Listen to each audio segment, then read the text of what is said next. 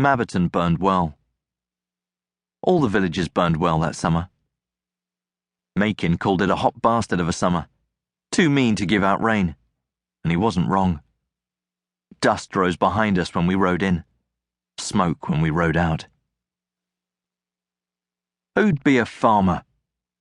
Macon liked to ask questions. Who'd be a farmer's daughter?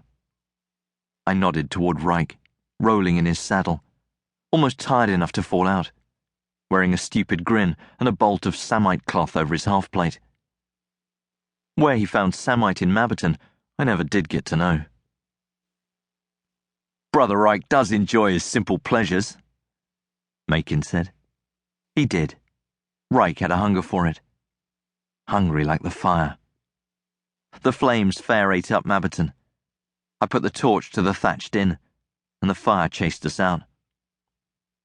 Just one more bloody day in the years-long death throes of our broken empire.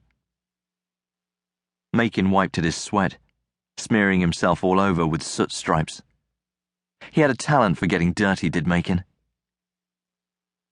You weren't above those simple pleasures yourself, Brother Jorg. I couldn't argue there. How old are you? That fat farmer had wanted to know. Old enough to pay a call on his daughters. The fat girl had a lot to say, just like her father.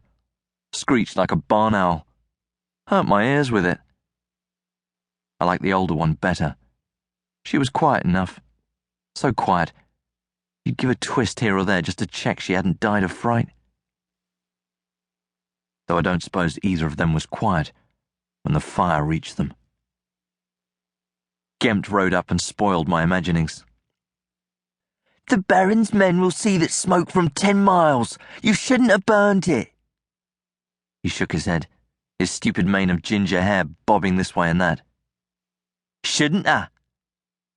His idiot brother joined in, calling from the old grey. We let him ride the old grey with the cart hitched up. The grey wouldn't leave the road. That horse was cleverer than Michael. Gempt always wanted to point stuff out. You shouldn't have put them bodies down the well. We'll go thirsty now. You shouldn't have killed that priest. We'll have bad luck now. If we'd gone easy on her, we'd have a ransom from Baron Kennick.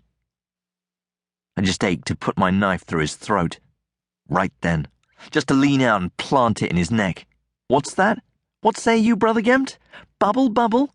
Shouldn't have stabbed your bulgy old Adam's apple? Oh no! I cried, all shocked like. Quick, little Reichy! Go piss on Mabberton! Got to put that fire out! Baron's men will see it, said Gempt, stubborn and red-faced. He went red as a beet if you crossed him. That red face just made me want to kill him even more. I didn't, though. You got responsibilities when you're a leader. You got a responsibility not to kill too many of your men. Or who you going to lead? The column bunched up around us, the way it always did when something was up. I pulled on Garrod's reins, and he stopped with a snicker and a stamp. I watched Gempt and waited until all 38 of my brothers gathered round, and Gempt got so red, you'd think his ears would bleed. Where are we all going, my brothers? I asked, and I stood in my stirrups, so I could look out over their ugly faces. I asked it in my quiet voice, and they all hushed to hear. Where? I asked again. Surely it isn't just me that knows. Do I keep secrets from you, my brothers? Reich looked a bit confused at this, furrowing his brow. Fat Burlo came up on my right. On my left, the Nuban with his teeth so white in that soot-black face. Silence. Brother Gempt can tell us. He knows what should be and what is. I smiled, though my hand still ached, with wanting my dagger in his neck. Where are we going, Brother Gempt?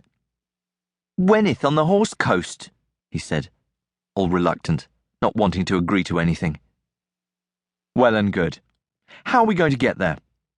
Near 40 of us on our fine, oh-so-stolen horses. Gempt set his jaw. He could see where I was going.